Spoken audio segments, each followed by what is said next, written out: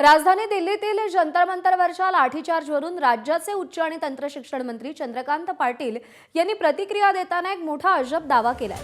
जंतर मंतर परिसरात पडलेले प्रत्येक दगड उचललेले आहेत आणि त्या दगडावर असणारे फिंगरप्रिंट आधारशी लिंक होतील असा अजब दावा चंद्रकांत पाटील यांनी केलाय आणि त्यावरून ठाकरेंच्या शिवसेनेचे खासदार संजय राऊतांनी पलटवार केलाय।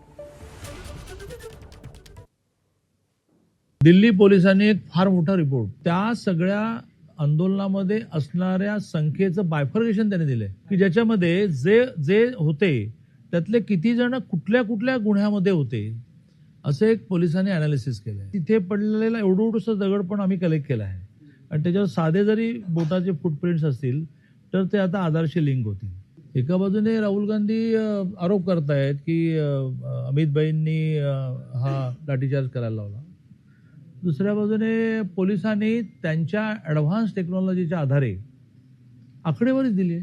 त्यामुळे पोलिसांना पण प्रूव्ह करावं लागेल, राहुल गांधींना पण प्रूव्ह करावं लागेल।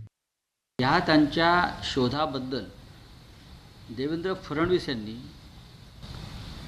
नोबेल पुरस्कार समितीला एक शिफारस केली पाहिजे की चंद्रकांत पाटील यांना यावर्षीचं विज्ञान व संशोधन या क्षेत्रातला नोबेल पुरस्कार द्यायला हवा आणि त्यांना एखाद्या जागतिक विज्ञान विद्यापीठाचं कुलगुरू करता येईल का, व्हाईस चान्सलर, याचा शोध घेणं गरजेचं आहे।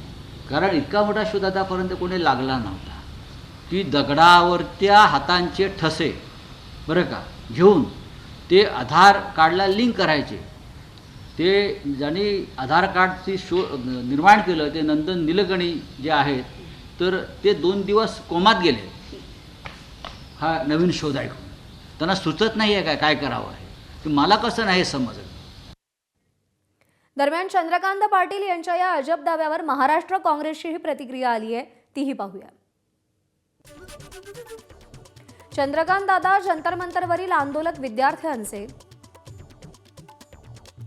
फिंगरप्रिंट चेक करण्या अगोदर सीईटी सेलमधील पेपर लीक आणि मार्कशीट सेट करणाऱ्या माफियांचे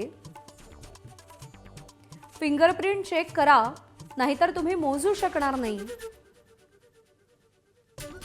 एवढे बोटांचे ठसे रंगवलेले दगड तुमच्या दिशेने यायला वेळ लागणार नाही।